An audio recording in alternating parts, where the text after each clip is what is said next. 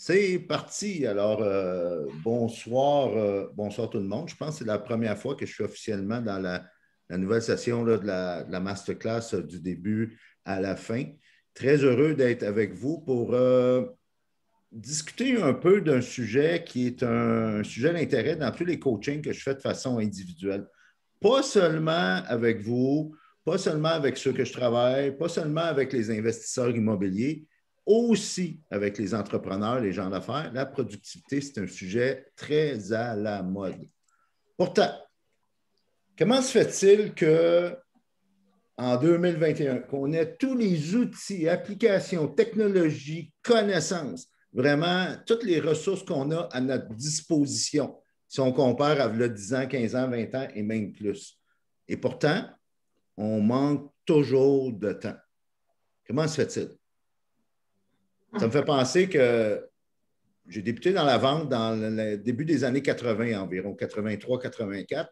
Et à l'époque, ma technologie à moi, ben, c'était ça ici. Il y en a qui ont eu ça, là, à part Jacques, un fameux téléavertisseur. Ah, Marc, ça trahit son âge un peu. Quelques personnes. Imaginez, mon meilleur ami, avec le téléavertisseur, c'était la cabine téléphonique. Je dis ça à un milléniaux aujourd'hui, là, que quand mon pagette vibrait, je devais stationner mon auto à côté d'une cabine téléphonique, débarquer de l'auto, appeler au bureau pour dire oui, qu'est-ce qui se passe, tu m'as pagé, il faudrait que tu rappelles M. Tremblay de telle compagnie, il y a une urgence, il y a besoin de toi. C'était ça. Donc, on peut en convenir que ça prenait beaucoup plus de temps. Puis imaginez, avant que ça existe, ça, les pagettes et les autres outils technologiques. Pourtant, tout ce qu'on a à notre disposition aujourd'hui comme applications, outils technologiques et ainsi de suite, devrait faire en sorte qu'on sauve du temps. Eh bien non. Même que dans mon auto, moi, je n'ai jamais fumé. Alors, mon cendrier était mon réceptacle à 25 sous. Souvent, quand quelqu'un, un dépanneur, voulait, comment dire, me passer ses rouleaux de 25 sous, j'étais content parce que j'en dépensais une tonne. Et là, à un moment donné, dans les années 90, je suis devenu moderne. Cette brique-là, qui pesait au moins une livre et quelques, coûtait à l'époque, imaginez, 4 000 $. Puis là, je me sentais big. Là. Je me sentais vraiment là, équipé parce qu'enfin, je pouvais. J'avais plus besoin de la cabine téléphonique, je pouvais sauver du temps et appeler directement. Sauf que ça coûtait tellement cher, les lignes cellulaires à l'époque, que mon patron me demandait de faire attention, là, de ne pas trop utiliser ma ligne cellulaire parce que ça coûtait une fortune, imaginez. Même qu'en heure de pointe, les réseaux cellulaires à l'époque n'étaient pas numériques, ils étaient analogiques. Donc, chaque antenne cellulaire avait une capacité de canaux limitée, ce qui fait que si tu voulais faire un téléphone à 5 heures le soir, en pleine heure de pointe, ça se pouvait que tu n'avais pas de ligne, que ça s'en a occupé. Donc, tu avais encore besoin de la cabine téléphonique. Alors, les temps ont changé, on s'entend. Pourtant, on manque encore de temps.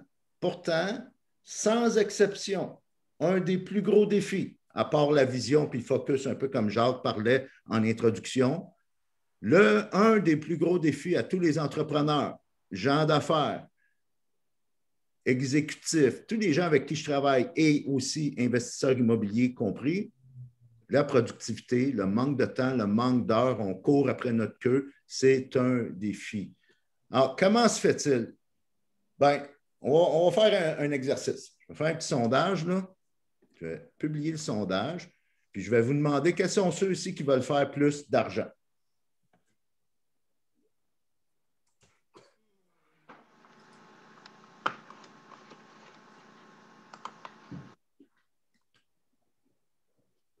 Wow! À l'unanimité, 100% des gens présents ici ce soir sur la formation veulent faire plus d'argent. Alors, on va en convenir. Vous voulez faire plus d'argent? Bien, vous connaissez le dicton, le temps, c'est de l'argent. Donc, tout le monde veut, en tout cas, la plupart des gens, en tant qu'investisseurs immobiliers que je rencontre et que je discute, non seulement veulent faire plus d'argent, mais veulent atteindre ce qu'on appelle la fameuse liberté financière. êtes-vous conscient que quand on parle de liberté financière, on parle aussi de liberté de temps? Donc, si vous voulez relier le fait que le temps, c'est de l'argent, puis relier la liberté financière à la liberté de temps, bien, il faut être capable de justement de générer plus de temps. Puis quand on parle de libérer plus de temps, souvent, on va penser à gérer son temps. Il faudrait que je devienne meilleur à gérer mon temps. Vous savez quoi? Le temps n'a pas besoin de toi pour se gérer. Le temps peut se gérer lui-même avec ou sans toi. Parce que dans le fond, tu ne peux pas gérer ton temps. Ce que tu peux faire, c'est te gérer toi-même. Là, on va faire un exercice. On va faire un exercice tous ensemble. Ça va juste me prendre un volontaire qui est bon en calcul. Normalement, les investisseurs immobiliers, vous devez savoir compter, en tout cas, un minimum. Puis je suis sûr que vous êtes très bon à calculer la valeur économique d'un immeuble. Êtes-vous bon pour calculer le nombre d'heures dans une semaine? On va faire l'exercice. Je vais faire un partage d'écran. 168. Super. C'est un bon début. 168 heures. Ensuite, ce que je vais faire, bon, je vais enlever ça, ce ne sera pas long.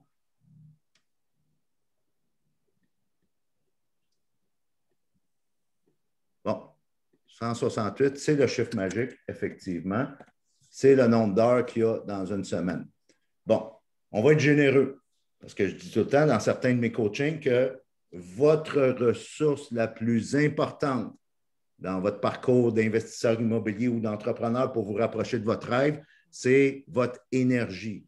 Alors, on va vous accorder 8 heures de sommeil fois 7 jours, ça donne combien?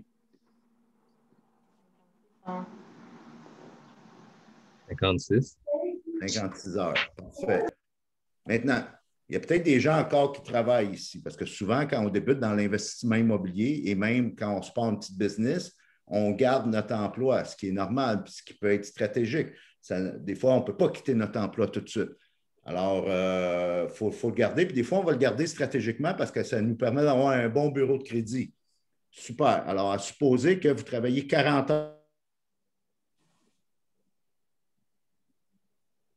Parfait. Alors, combien vous avez besoin de temps là, pour écouter du Netflix, pour prendre du temps pour vous, pour les loisirs, là, dans une semaine, là, de façon raisonnable, là, multiplié par 7 jours, là, où ce qu'on ne vient pas fou avec ça, on reste focus sur notre mission, mais on prend du temps pour soi, pour le plaisir. Là. On dit combien de temps? 10 heures. Combien? 10. On va dire 10 heures. Parfait.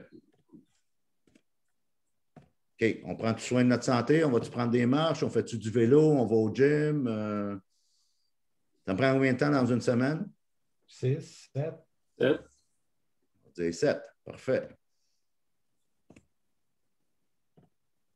Est-ce qu'il manque de quoi? OK. Quelqu'un veut faire le calcul. On va faire un sous-total. Là. 168 moins 56 moins 40 moins 10 moins 7, ça donne combien? 55. Sérieux? Il reste encore 55 heures pour faire de l'investissement immobilier. Et voyons donc. Fait que là, tu as dormi, tu as travaillé, tu as pris du temps pour toi, tu as pris du temps pour ta santé. Il reste encore 55 heures. Bon, mettons, OK, on va enlever les heures de repas. Ça prend combien de temps dans une semaine manger? On dit-tu, je ne sais pas moi. Manger, mais faire la cuisine aussi, chercher les enfants. Un total, OK. Mettons, on prend quelqu'un comme Wolf, là, qui est bien occupé, qui a une famille, qui a des enfants. On dit Wolf a 3 heures par jour. Ah ben, disons 1h30 souper, la bouffe. Après ça, un autre 30 minutes par jour chercher les enfants, disons 2h30. OK. 3 heures par jour, c'est conservateur, c'est honnête. Ouais. Ça fait 21 heures par semaine. Ça déjeuner le matin. Déjeune pas. Pas bon, pas bon. OK, on est-tu conservateur, là, puis on va mettre 25 heures, OK? Ouais. Fait que là, il reste encore un 30 heures. qu'il en reste-tu du temps pour faire de l'investissement immobilier, pour faire du développement personnel, pour faire des formations, pour faire de la lecture?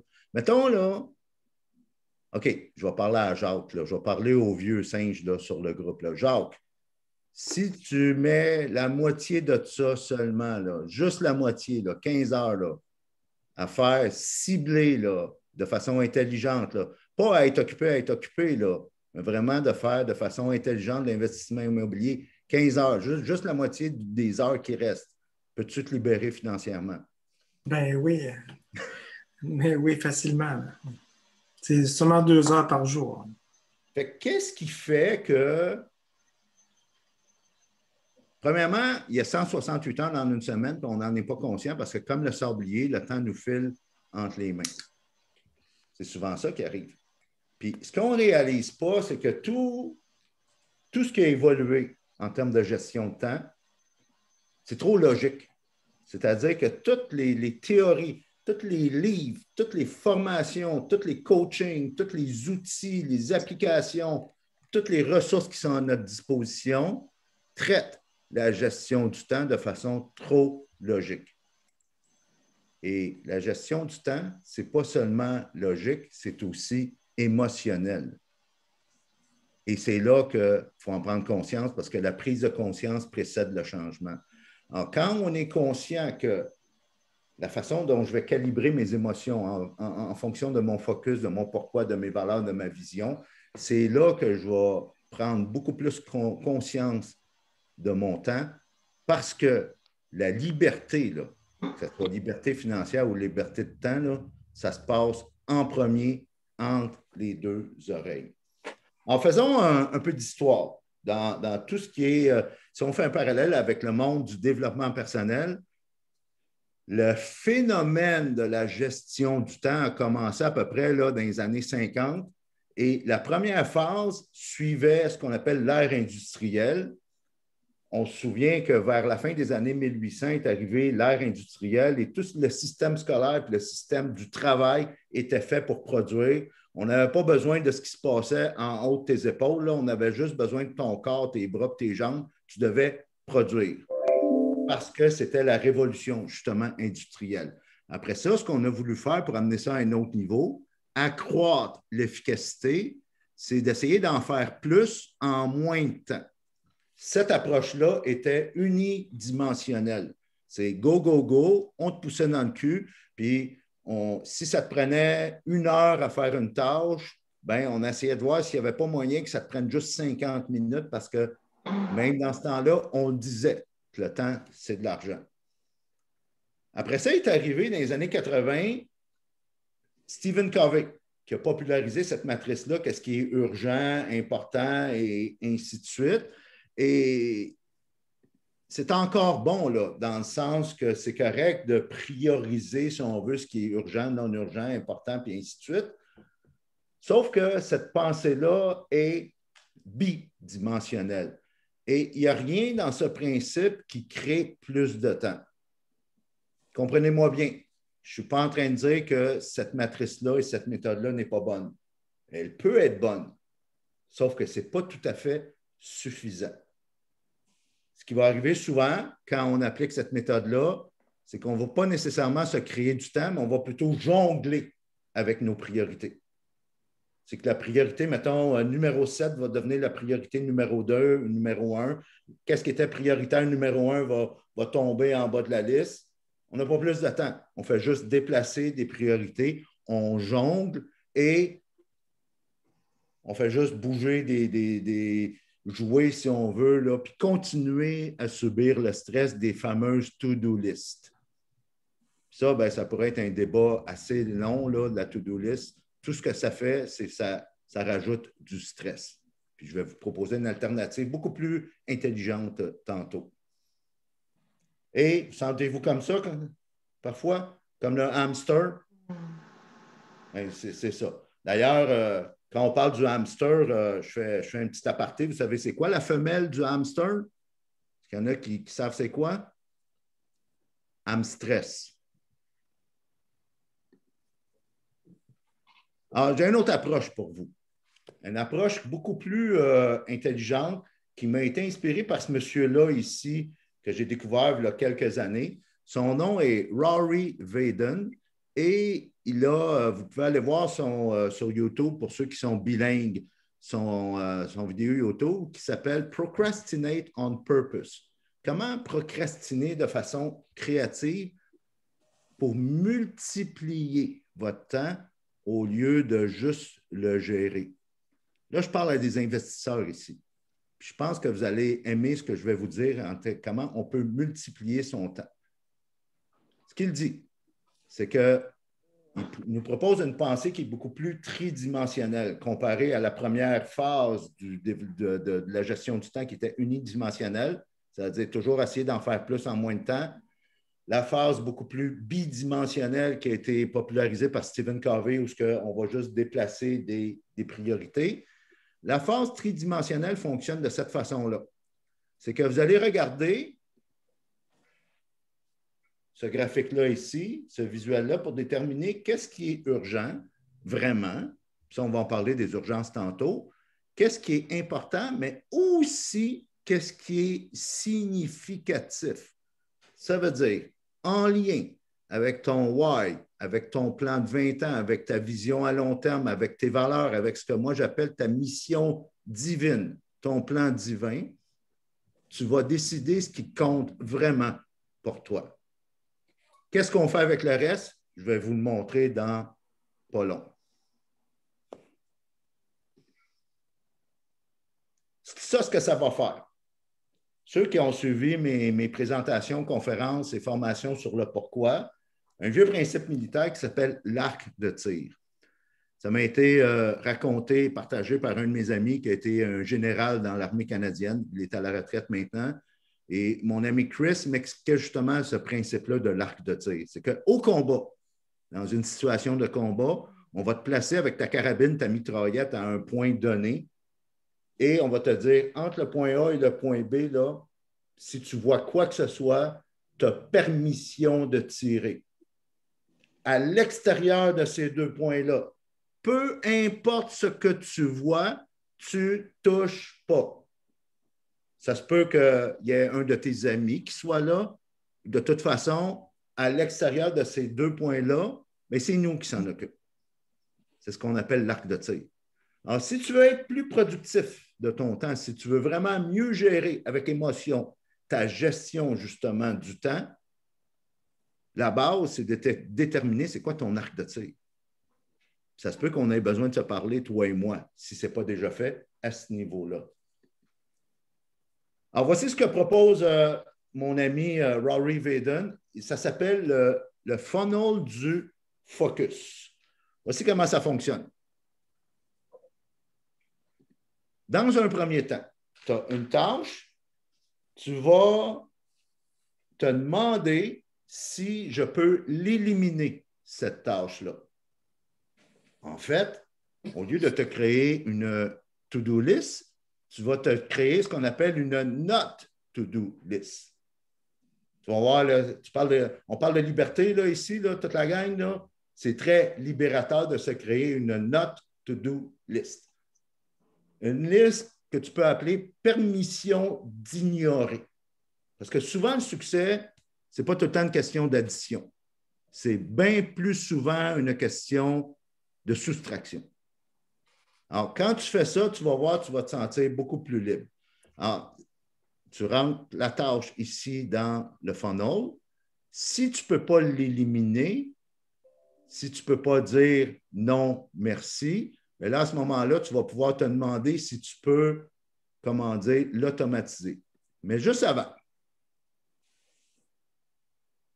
il faut que tu te pratiques à être capable de dire ça le plus souvent possible, surtout comme entrepreneur, c'est-à-dire merci, mais non merci. Merci d'avoir pensé à moi, mais non merci. Parce que vous connaissez sûrement des gens, ça on l'entend souvent à des funérailles, ah, lui, Jean-Paul, c'est un bon Jack, il ne dit jamais non. Saviez-vous quoi? Ça n'existe pas des gens qui disent jamais non. C'est un mythe. Les gens qui ne disent jamais non, c'est un mythe. Parce qu'on dit toujours non à quelque chose, ou à quelqu'un, ou à un projet, ou à notre famille, ou peu importe. Mais il y a toujours quelqu'un ou quelque chose à qui on dit non en tout temps. Par exemple, si vous et moi, on est ensemble ici sur cet appel, vous avez dit non à quelque chose d'autre au même moment. Alors, on fait un exercice. Je vais vous envoyer 2 par 2 dans des salles, dans des breakout rooms, et faites un petit, là, pendant peut-être 5 minutes, là, un petit brainstorming pour atteindre le succès, là, pour atteindre votre objectif de liberté financière, puisque vous voulez atteindre comme investisseur immobilier. À quoi devriez-vous dire non? Puis encouragez-vous, là, donnez-vous des idées les uns les autres en termes de ce qui remplit votre agenda, là, en termes d'activité dans une semaine. Il y a fort probablement quelque chose que vous devez dire non pour être capable de dire oui à votre rêve de liberté financière. Alors, je vais séparer. On est 13. Raphaël, est-ce que tu vas dans une salle toi aussi? Ou... Parfait. Oui. Bon. Alors, c'est parti.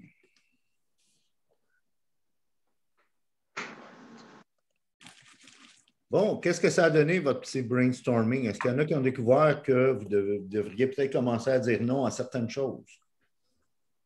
Ramdan, il y a des choses intéressantes à dire. Bon, j'écoute. Vas-y, Ramdan. Je dois dire que France m'a beaucoup inspiré, pour commencer. Alors, c'est ça, on a parlé, bon, il a commencé par sa situation familiale qui ressemble un petit peu à la mienne et à celle de Wolf à l'occasion. Donc, on a 3 enfants. Alors, ça déjà, ça gruge beaucoup d'énergie et de temps à tous les moments de la journée, surtout le matin et le soir quand ils reviennent de l'école. Oui. Ça ne veut pas dire qu'on va les jeter à la rue pour se libérer, ce n'est pas ça le but. Mais c'est ça, on a parlé un peu de ça. Et puis moi, honnêtement, ce que j'ai rajouté à ça, c'est ma discipline personnelle à moi, sans pour autant vouloir devenir une machine, mais parce que je suis quelqu'un, comme je l'ai dit à France, de très intuitif. J'agis beaucoup à l'intuition, à ce qui vient, à l'inspiration du moment. Quand je me mets dans un bel état fécond pour faire une activité, je la fais, peu importe le temps que ça prend, peu importe si c'est programmé dans la journée ou pas. Donc, j'agis beaucoup de cette façon-là et question bonheur, je suis heureux comme ça. Mais question productivité ou efficacité, ou on peut l'appeler comme on veut, c'est comme si je ne peux pas dire que je ne contrôle pas, je contrôle ma vie, je me contrôle très bien, mais ça pourrait être mieux à cause, si j'arrive à me discipliner un peu mieux pour justement optimiser mon temps. On a parlé aussi des réseaux sociaux qui prennent énormément de temps de façon inutile pour la plupart du temps. Donc, on passe minimum, disons, 1 heure par jour, à peu près, 1 heure et demie. Je ne sais pas combien de temps les gens passent, mais moi, peut-être 45 minutes, 1 heure par jour, pas à la fois, mais si je fais le compte de toute la journée, probablement 1 heure par jour, je la passe sur les réseaux sociaux de façon complètement inutile, juste pour voir une information ou faire un pouce ou faire un cœur ou des choses comme ça qui ne servent pas à grand-chose. C'est sûr que, dans le fond, quand on dit que c'est plutôt une prise de... Quand on parle de l'exercice on dit toujours non à quelque chose, à quelqu'un ou à nous-mêmes, c'est d'en prendre conscience. Après ça, on fait des choix. Alors, je ne suis pas placé pour vous dire d'ignorer votre famille. Là. Loin de là, mon intention. À ce moment-là, c'est de prendre conscience à quoi d'autre je pourrais peut-être dire non pour pouvoir dire oui à mes projets. Et c'est de le faire de façon intentionnelle. L'intentionnalité est souvent ce qui change toute la dynamique. Parce que trop souvent, on fait les choses de façon non intentionnelle, soit accidentelle, improvisée ou de façon aléatoire. Est-ce qu'il y aurait un dernier commentaire avant qu'on poursuive?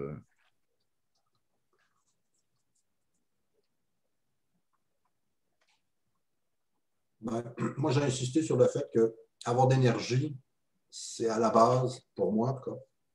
Parce que quel que soit le planning, quelle que soit ma note to-do list, Si je n'ai pas d'énergie, là, je ne passerai rien. C'est ça. Donc, les heures de sommeil, dans mon cas, c'est extrêmement important.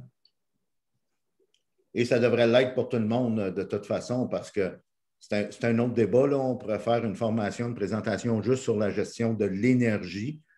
C'est notre ressource la plus vitale en tant qu'entrepreneur et investisseur immobilier parce que si on n'a pas l'énergie, tout le reste devient pratiquement inutile. Et un dernier point, excusez-moi Raymond, mais je fais un dernier point par rapport à ce qui a été dit. Je pense que la gestion du temps aussi vient, je pense qu'il y a un lien avec le pourquoi. Parce que du moment où ton pourquoi il est puissant, tu fais des choix rapides. Et puis, on en a parlé un petit peu avec Wolf, justement, pendant qu'on était dans le breakout room, là, pendant justement ce qui nous concerne tous, l'investissement immobilier. Oui. On se disait, mais si demain, je vais dans un réseautage et une personne que je connais ni d'Adam ni d'Ève va me proposer un flip, ben moi, je vais lui dire non direct. Je ne le connais pas. Donc, je ne vais pas perdre du temps à analyser son projet. Un, c'est un projet que je ne maîtrise pas. Et deux, je ne connais pas la personne. À l'inverse, si c'est par exemple Jacques ou quelqu'un de l'équipe que je connais qui me propose un projet, bah là, je vais investir du temps parce qu'il y a déjà une confiance qui est bâtie et c'est important pour moi, la confiance. Donc, le pourquoi permet rapidement d'éliminer des choses qui peuvent être chronophages et qui au final, aboutissent à rien. Tout à fait, bon point. Alors, on va continuer avec le fameux outil, le fameux funnel pour déterminer notre focus. On a vu la première étape, c'est de voir est-ce que je peux l'éliminer, la tâche, la mettre sur la liste des not to do. Est-ce que je peux dire non? Est-ce que je peux, vraiment là, me donner la permission de l'ignorer, cette tâche-là? Si la réponse est non, à ce moment-là, elle tombe à la deuxième étape ici qu'on parle de l'automatiser. Et c'est là qu'on est capable de maximiser, multiplier et bien investir notre temps en vue d'un rendement. Un exemple tout simple. Si je prends 2 heures, par exemple, pour programmer mes paiements de factures en ligne, ça ne me tente peut-être pas de prendre le 2 heures dans un après-midi ou un matin. Peut-être que c'est une tâche qui me lève le cœur. Peut-être. Sauf que si ce 2 heures-là que je prends pour programmer mes paiements de factures en ligne me font sauver 30 minutes par mois, vous savez compter. Au bout de 4 mois, j'ai rentabilisé mon investissement et c'est là que je commence à gagner du temps, à multiplier mon temps. Il y a plein de choses qu'on peut automatiser, ce qu'on appelle, en termes de finances, l'effet composé. Bien, c'est faisable avec le temps. Alors, si je ne peux pas l'éliminer et que je ne peux pas l'automatiser, vient ensuite la troisième étape, est-ce que je peux le déléguer? Il y a le goût du leadership et du management, Peter Drucker, qui disait qu'il n'y a rien de plus inutile que de faire de façon efficace quelque chose qui aurait pu être fait par quelqu'un d'autre. Et souvent, on a de la difficulté à déléguer, pas par manque de leadership nécessairement, ce n'est pas nécessairement notre intention initiale, mais c'est souvent parce qu'on ne prend pas conscience de ce que ça pourrait nous rapporter au bout de la ligne en termes de maximisation, le fait de déléguer. Prenons l'analogie de, je sais que, beaucoup d'entre vous, vous êtes passés du statut d'employé ou vous êtes en train de le faire à entrepreneur. C'est un autre état d'esprit, c'est un autre mindset. Ça ne vous empêche pas de vous asseoir à un moment donné et de calculer quel est votre taux horaire. Tu sais, dans un mois, là, si vous faites de l'investissement immobilier, si vous faites des deals ou dans une période de X nombre de mois pour que ça vous rapporte X nombre de dizaines de milliers de dollars ou peu importe, les activités que vous faites là, sur une base régulière vous rapportent de l'argent. Calculez votre taux horaire, puis je ne serais pas surpris que vous êtes peut-être à 100, 150, 200, 300 dollars, je ne sais pas là. Tout dépendant de ce que vous faites.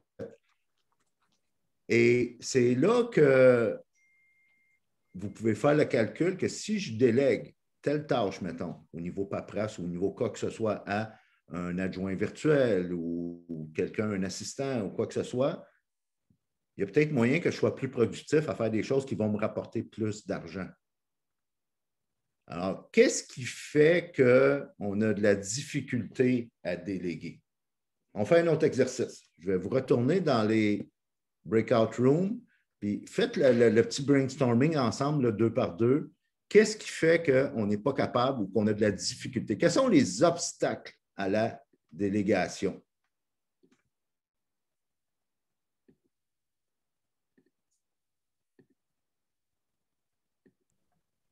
Je dirais, pour bien déléguer, il faut que la tâche soit répétitive. Ben, vous allez pouvoir en discuter dans des salles. Ok, pardon. Je suis en train de répartir. J'étais dedans, moi.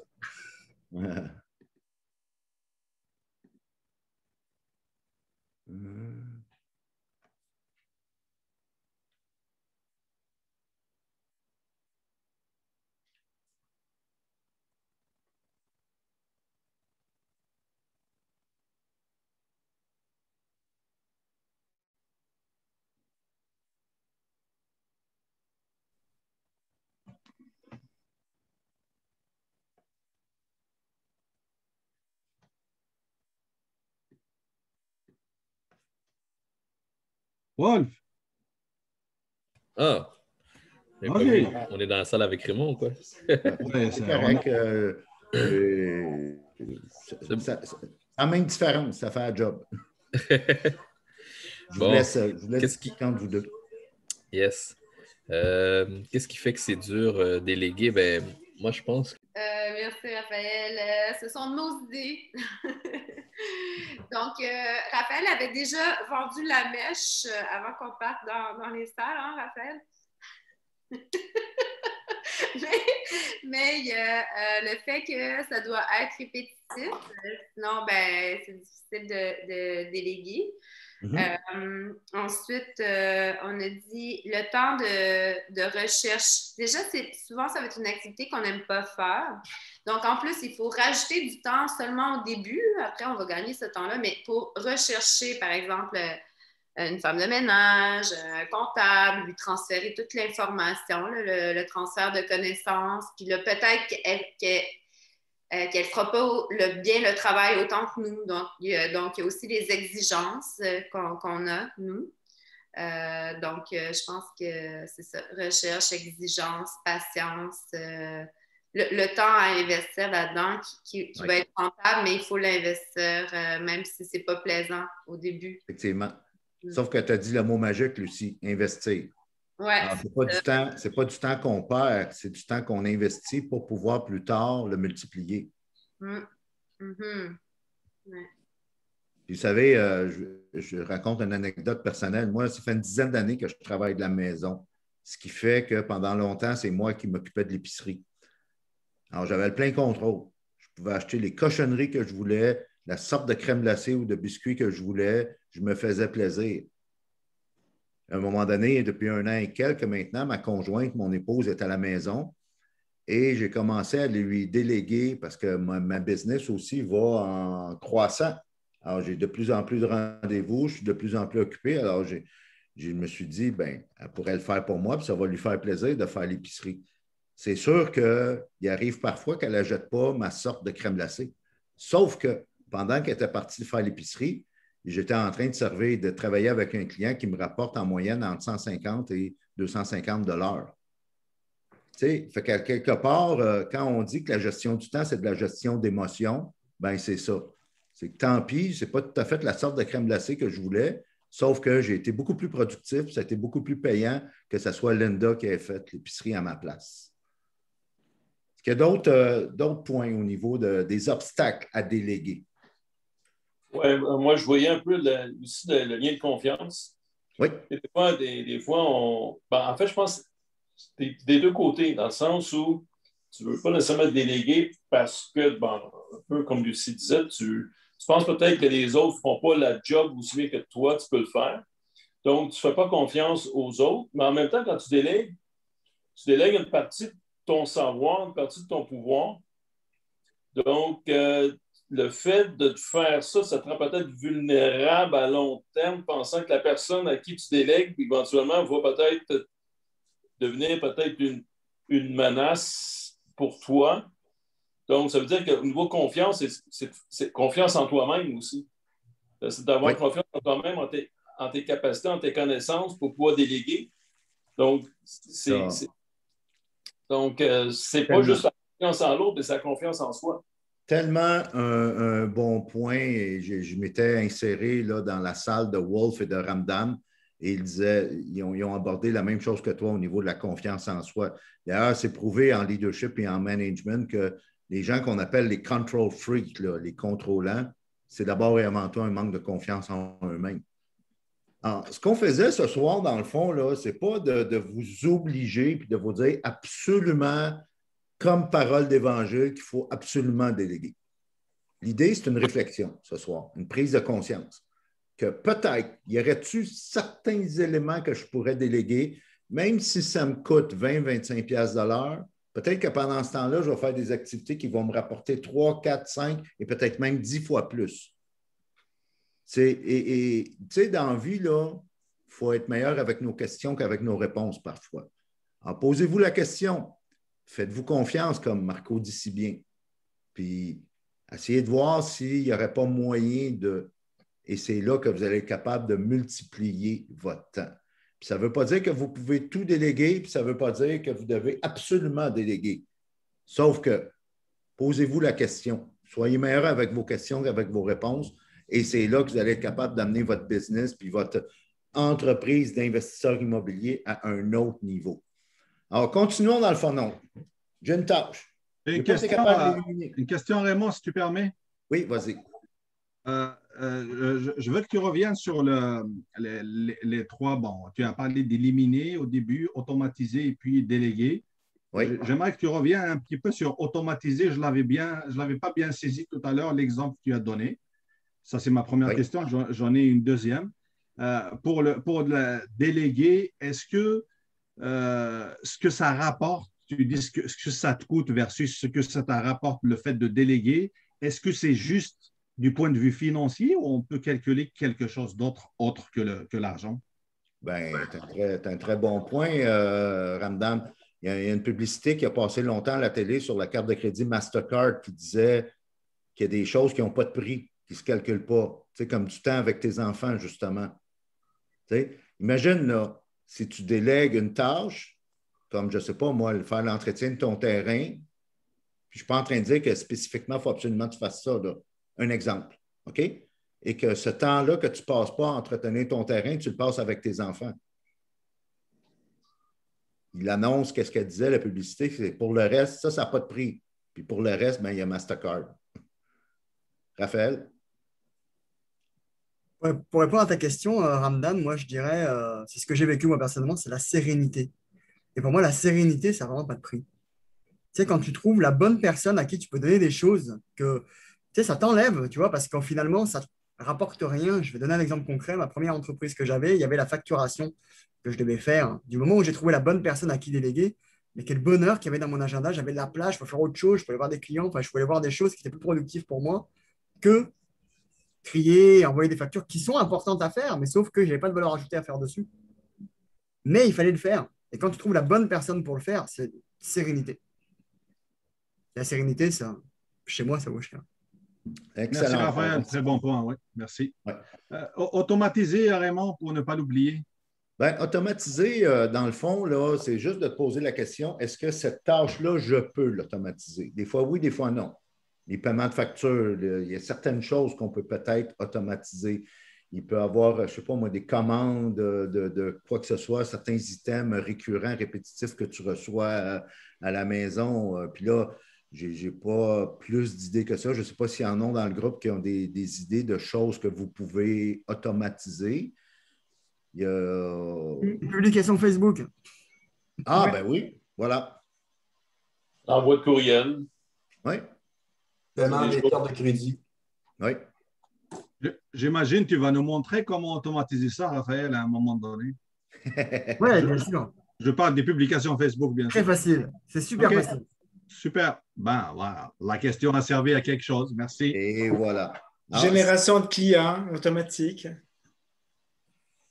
Dans le fond, peut-être que oui, peut-être que non. Puis c'est juste de vous poser la question, est-ce que je peux l'éliminer? Oui ou non? Sinon, est-ce que je peux l'automatiser? Oui ou non? Sinon, est-ce que je peux la déléguer?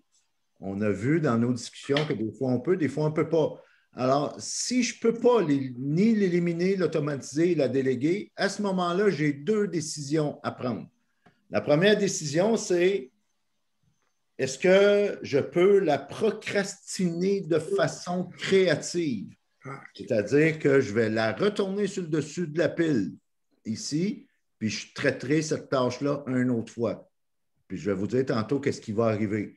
Je disais dernièrement que le célèbre financier milliardaire Warren Buffett, ce qu'il fait, lui, c'est que chaque matin, il prend, là, il est de la vieille école là, parce qu'il a 90 ans passés, il va prendre un grand pad de papier, là, 9-14, un pad légal, et il va écrire toutes les tâches qu'il a à faire dans la journée. Il va tout écrire là, à la main, là, ce qu'on appelle la fameuse to-do list là, qu'on pourrait comparer.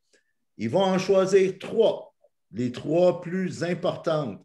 Il va les encercler et il va éliminer toutes les autres tâches. Il va jeter le papier dans la poubelle. Et ce qu'il s'est aperçu, c'est que le lendemain, quand il refait l'exercice, les tâches qu'il avait éliminées de ne pas faire dans sa journée parce qu'il n'avait priorisé d'autres, souvent sont disparues. Souvent, elles n'existent plus. Alors, la permission que vous vous donnez des fois d'ignorer certaines tâches, parfois, ils ne reviennent pas, ces tâches-là. Parce que dans le fond, vous n'aviez peut-être pas besoin de les faire. Alors, si, après avoir passé dans le fond, non, je ne peux pas l'éliminer, je ne peux pas l'automatiser, je ne peux pas la déléguer, et que je ne peux pas, comment dire, l'éliminer, c'est-à-dire que je ne peux pas la remettre à plus tard, je dois absolument la faire, bien, c'est là que je vais me concentrer à faire cette tâche-là et je vais la mettre dans l'agenda. On va en parler tantôt. Si je peux l'éliminer, vous savez, il y a une connotation péjorative à la procrastination. Dans le monde du développement personnel, sur le web, les médias sociaux, ce n'est pas bien de procrastiner. Sauf qu'il y a une différence entre, une distinction majeure entre attendre de faire quelque chose que tu sais que tu dois faire et que tu ne le fais pas parce que ça ne te tente pas de le faire, versus attendre de faire quelque chose parce que tu as décidé que maintenant, ce n'est pas le bon moment. Deux choses différentes. Puis il y a une distinction à faire, puis c'est là l'idée de devenir beaucoup plus intentionnel. Alors, pose-toi la question. Si la tâche en question, je ne la faisais pas du tout, est-ce que quelqu'un le remarquerait? Puis souvent, en se posant cette question-là, ça nous permet de décider si je veux procrastiner de façon créative. Ensuite, bien, si je dois absolument la faire, la tâche, puis je ne peux pas ni l'éliminer, l'automatiser et la déléguer, puis que je dois absolument la faire, à ce moment-là, ce que je vous recommande, c'est ce qu'on appelle une vieille analogie anglaise, une vieille métaphore de manger votre grenouille. Quand on parle de manger sa grenouille, ça vient du livre de Brian Tracy, ici, un des tops là, dans le développement personnel. Son livre qui est appelé « Avaler le crapaud » ou « Eat your frog ». Dans son livre, ce qu'il dit, ça vient d'une citation de Mark Twain. Mark Twain disait que si la première chose que tu fais le matin en te levant, c'est de manger une grenouille, tout ce que tu vas manger par la suite va être assurément très bon.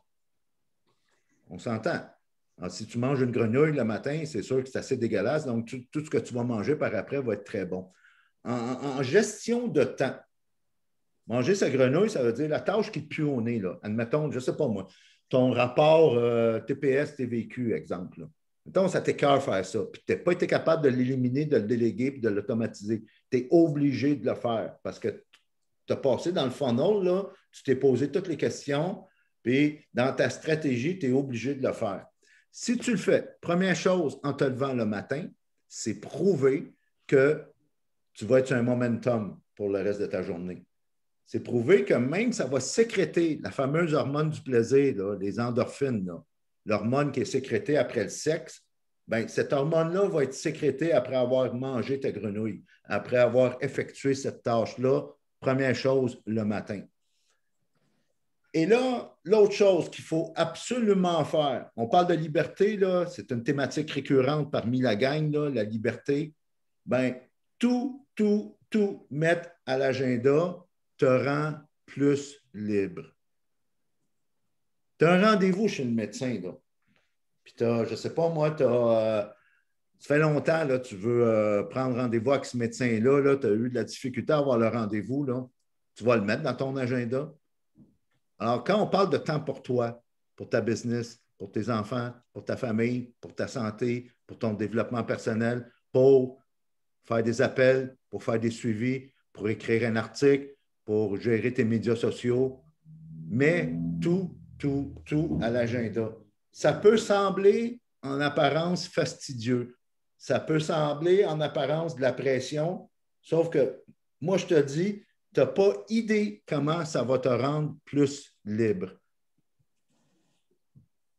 Ensuite, une loi, un principe à considérer lorsque tu mets tout dans l'agenda, ça s'appelle la loi de Parkinson. Rien à voir avec la maladie, mais Parkinson était un économiste dans les années 50 et ce qu'il disait, ce qu'il a prouvé par des études scientifiques, c'est que plus que tu disposes de temps pour réaliser une tâche, plus que l'être humain va avoir tendance à utiliser complètement ce temps. Alors, si tu as 2 heures pour faire une tâche, tu t'es alloué 2 heures, tu vas prendre 2 heures. Tu t'es alloué 3 heures, tu vas prendre 3 heures. Tu t'es alloué 1h30, tu vas prendre 1h30 et tu peux faire en sorte, on parle souvent de mindset là, en immobilier, en entrepreneuriat, tu peux faire en sorte que le stress soit ton ami. C'est-à-dire le stress que tu vas te mettre là, au lieu de la faire en 2 heures, cette tâche-là, je vais la faire en 1h30. Cette pression-là peut être bénéfique pour toi si tu décides que le stress va être ton ami. L'autre loi à considérer, bien sûr, c'est la fameuse loi de Wilfredo Pareto, économiste italien, qui dit que trouve les activités. Et c'est là que ton focus, ta vision, ton why, ton pourquoi, puis ton plan à long terme est important parce que c'est de déterminer les activités, le 20% d'activités qui va te donner 80% de tes résultats. Quand tu vas avoir déterminé ça, là, moi je te dis, c'est fort probablement là que tu vas être capable de déléguer, entre autres, ou que tu vas être capable d'automatiser, ou que tu vas être capable d'éliminer certaines tâches. Ensuite, bien sûr, vient ce qu'on appelle les fameuses distractions. Souvent, c'est ce qui nous fait dévier. On parle des médias sociaux, on parle de... il y a une étude qui a été faite dernièrement qu'en moyenne, là, tiens, on va faire l'exercice. Écrivez-moi dans le chat votre téléphone intelligent. Là. Souvent, la plupart des nouveaux téléphones maintenant se barrent eux-mêmes, là, puis pour pouvoir le consulter, on doit le débarrer. Combien de fois par jour, en moyenne, on débarre notre téléphone? Écrivez-moi ça dans le chat.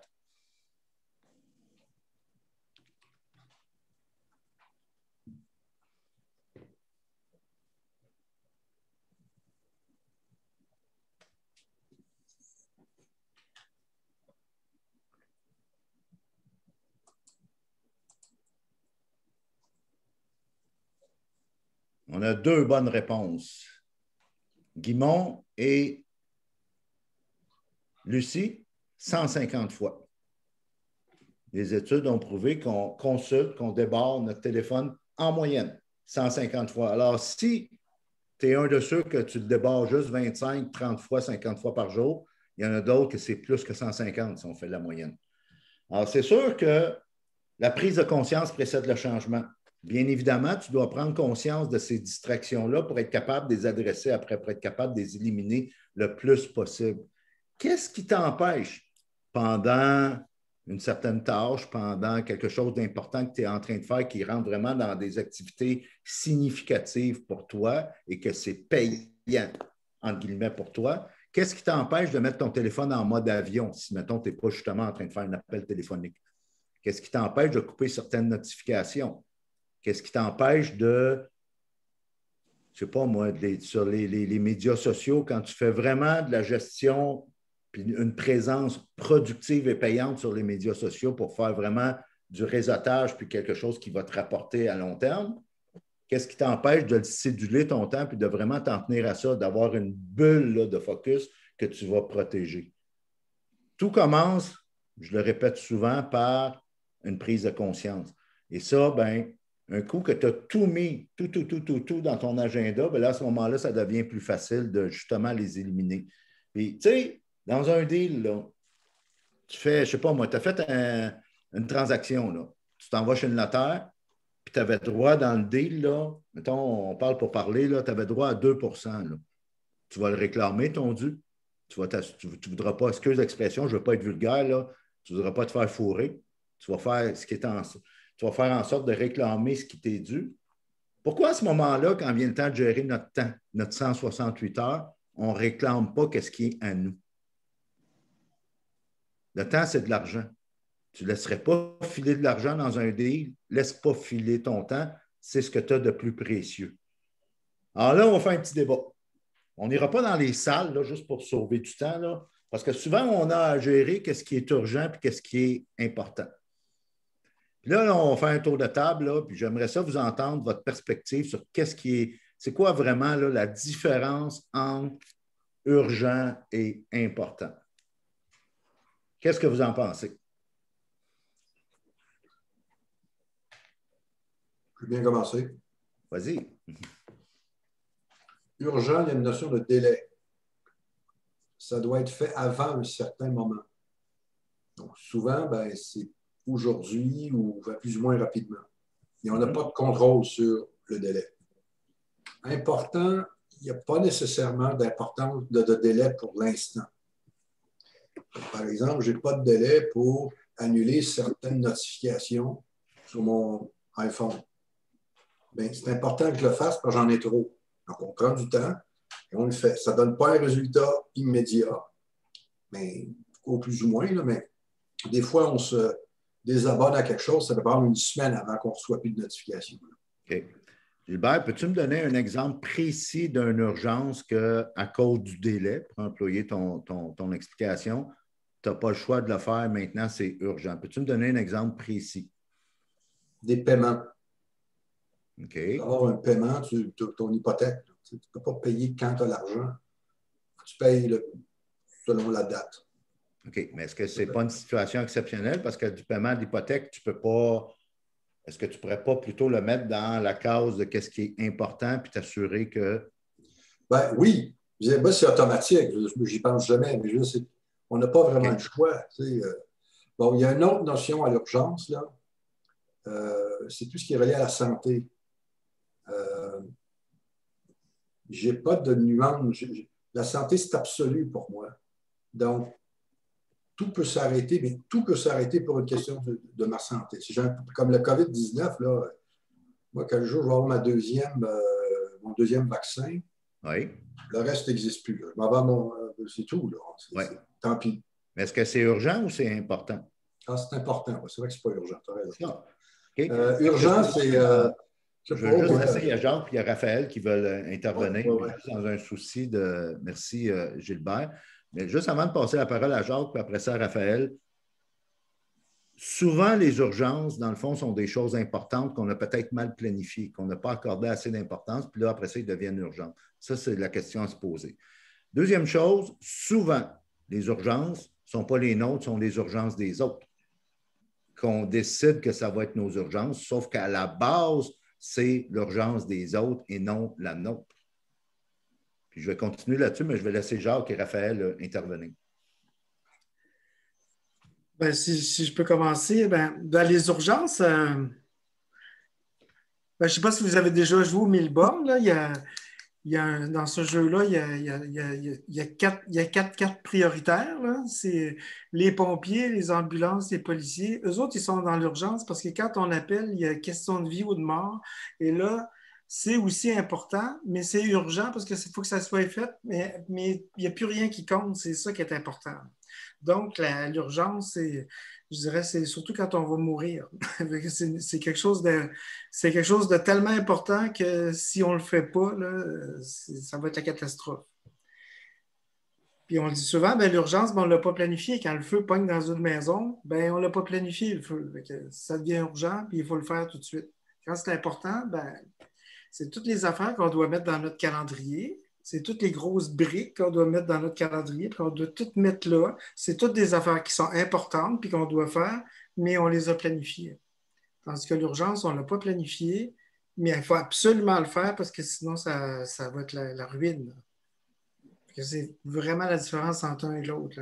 Puis on a souvent tendance à, comme tu l'as dit tout à l'heure, de prendre la non-planification des autres, puis de transformer la chose qui est importante en quelque chose d'urgent parce qu'on va prendre la responsabilité de quelqu'un d'autre qui n'a pas planifié ces choses.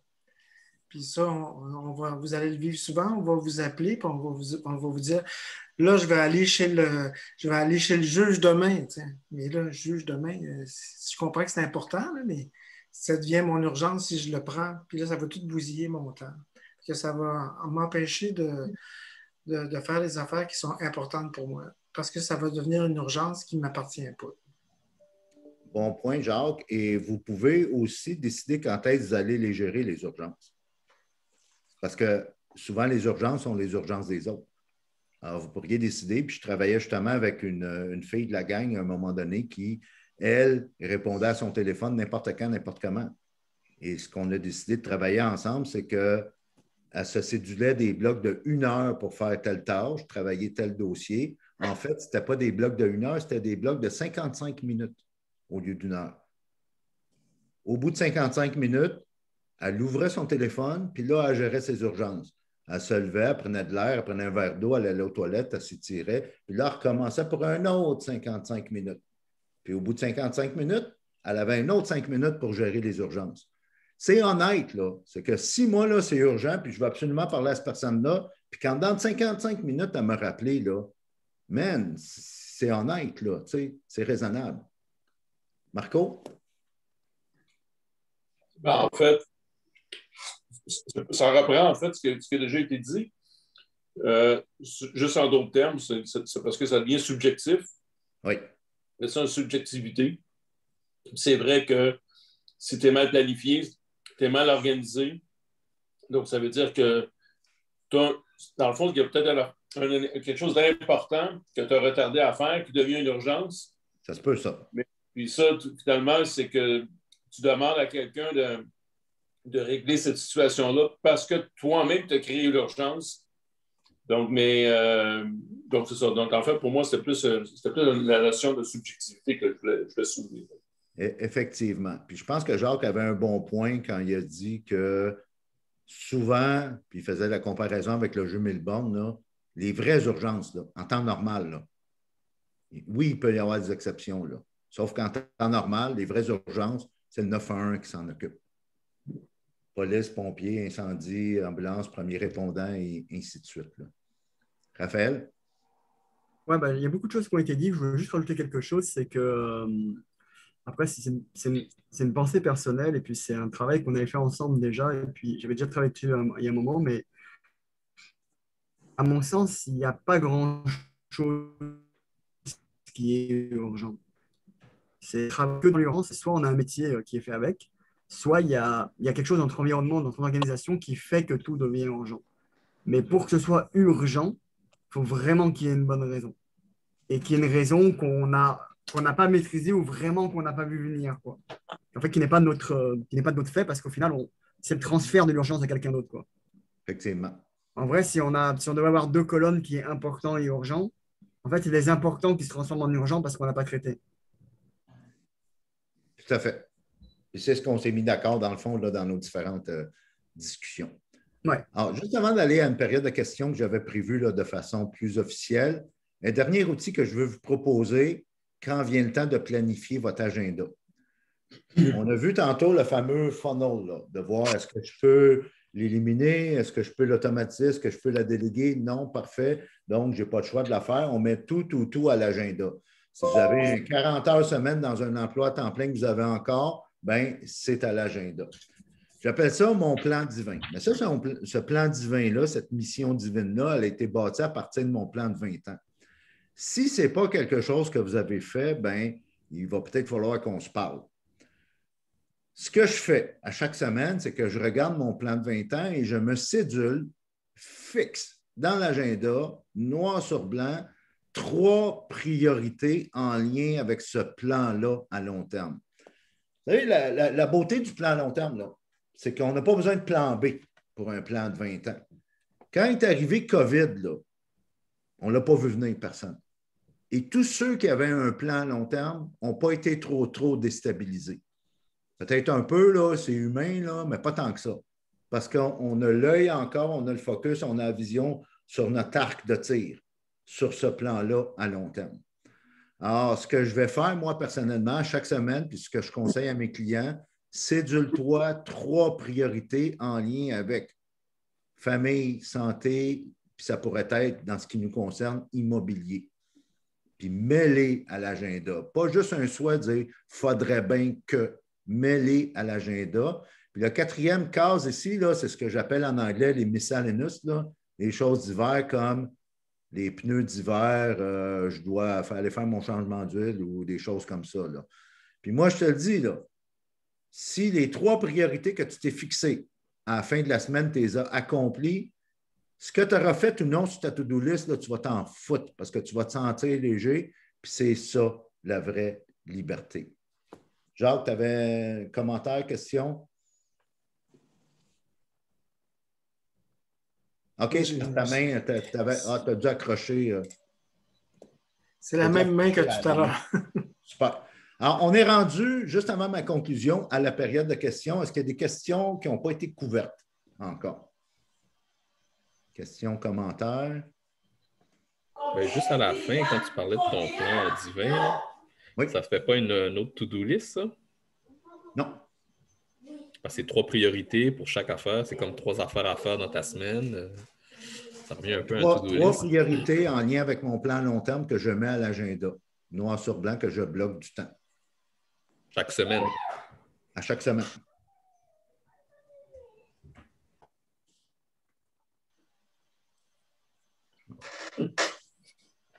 Il n'est pas sûr. Il n'est pas sûr.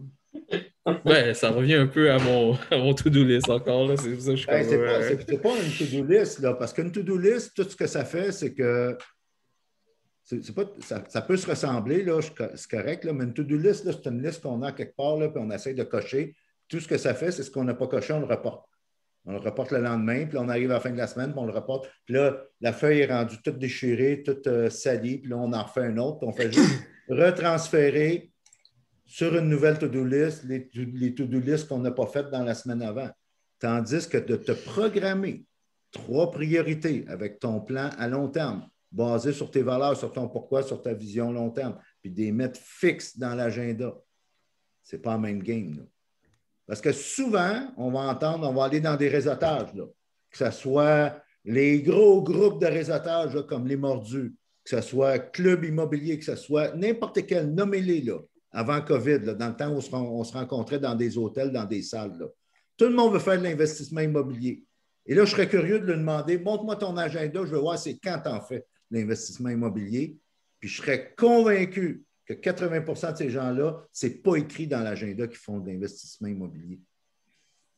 Parce qu'ils le font de façon aléatoire, à temps perdu. Il n'y a pas personne qui a de temps à perdre. Dans le fond, là, arrêtez de faire des affaires à temps perdu, mettez-les fixes dans l'agenda et là, ça va me démontrer votre sérieux que vous voulez vraiment réaliser votre rêve. Lourdes? Oui, j'ai une question. Je comprends ça, les plans de 20 ans et que tu mets tes activités de la semaine en fonction de ton plan de 20 ans. Mais comment est-ce que tu les mets? Tu les mets comme une tâche spécifique ou tu mets en général? Parce que moi, j'ai remarqué qu'avant, je mettais, même si c'était dans mon plan à long terme, des choses un peu générales et finalement, il y avait de la difficulté parce qu'à la fin, je mettais tellement général que j'arrivais pas à faire la tâche parce que je sais pas, c'était trop général. Maintenant, j'ai fait un détail, je vais faire telle chose, mais il me semble que c'est pas assez. Donc, je suis en train de chercher l'équilibre entre c'est quoi que je dois mettre comme activité dans la semaine. Bien, tu as répondu à ta question, Lourdes. Il faut que ta tâche soit spécifique. Un exemple. Je suis en train de travailler avec une fille présentement qu'elle, c'est une nageuse professionnelle. Elle a traversé plusieurs fois le lac Saint-Jean. Elle a fait la traversée Québec-Matane et elle a un rêve de fou, là, c'est de traverser l'Atlantique à la nage. Elle ne fera pas ça demain matin, là. On pourrait comparer ça à escalader l'Everest. Sauf que, en vue d'escalader l'Everest ou de traverser l'Atlantique, ben, à chaque semaine, tu peux te programmer une tâche spécifique en vue de. Ça peut être aller chercher des commanditaires, ça peut être faire des appels, ça peut être de la planification, ça peut être lire un livre, ça peut être une formation, ça peut être un meeting, ça peut être, tu sais, puis ce que vous avez à faire, vous, là, comme investisseur immobilier, ce n'est pas aussi, comment dire, ardu et grandiose que de gravir l'Everest ou traverser l'Atlantique.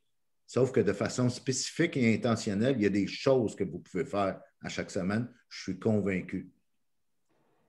Puis le fait de le programmer et de mettre du temps fixe dans l'agenda va être beaucoup plus productif et significatif. Puis vous allez vous sentir beaucoup plus léger, beaucoup plus libre. Non seulement en vue de votre liberté financière, mais tu sais, Raphaël, tantôt parlait de sérénité, là, ben, vous allez le ressentir, ça, beaucoup plus.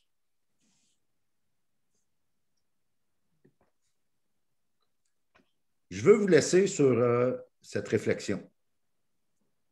Tu sais, on a parlé tantôt en début de présentation que la gestion du temps, dans le fond, là, ce qui fait que c'est toujours un défi de nos jours, c'est parce que c'est trop logique parfois, puis que la gestion du temps, c'est aussi la gestion des émotions. Ce qui compte vraiment. Et ce qui compte vraiment, là, ben, il faut le savoir. Quand on parle de focus, de vision, puis de votre arc de tir, là, ben, il faut que vous en soyez conscient. C'est pour ça que si ce n'est pas déjà fait, ben, il faut s'arrêter. Puis il faut s'assurer que, tu sais, si tu veux te libérer financièrement, c'est très noble. Là. Puis moi, je te dis bravo, tu es à la bonne place. Mais il faut que tu t'assures que tu as posé ton échelle sur le bon mur. T'assurer que tu vas dans la bonne direction. Puis je veux vous laisser, là, tu sais, avec un peu d'humour. On parle beaucoup, là, ces temps-ci, là, c'est d'actualité, de liberté. Mais tu sais, là, loin de moi l'idée de partir un débat, là, mais la liberté, là, c'est entre les deux oreilles. La liberté, c'est un état d'esprit. Puis moi, je vous la souhaite, la liberté. Puis vous êtes à la bonne place pour atteindre justement ce qu'on appelle la liberté financière, mais avant là, de l'atteindre en termes de chiffres, puis d'argent, puis d'investissement, cette liberté financière-là, ben, il faut d'abord et avant tout commencer avec votre liberté entre les deux oreilles. Puis ça, ben, il faut prendre justement conscience de vos émotions, de ce qui compte vraiment, de où vous voulez aller, de poser l'échelle sur le bon mur pour après ça, justement, l'atteindre, cette vraie liberté-là. Puis dans le fond, là, soyez un peu comme un aigle. Je sais que mon ami Jacques préfère les dauphins, là, mais j'avais dans ma banque d'images un aigle. Puis un aigle va tout le temps s'élever au-dessus de la mêlée. Un aigle, là, n'est jamais dérangé par les tempêtes. Un aigle, il va toujours, il ne va même pas se mêler de chicanes ou de bataille ou de débat, rien. Il vole au-dessus de ça. Quand tu prends conscience de ce que tu veux vraiment, de ton pourquoi, de tes valeurs, de ta vision, puis de ton plan à long terme, puis que tu mets tout dans l'agenda, ce qui est vraiment significatif pour toi, ben, tu vas avoir ce sentiment de liberté-là, puis c'est ce que je vous souhaite, puis je vous souhaite bon succès à tous.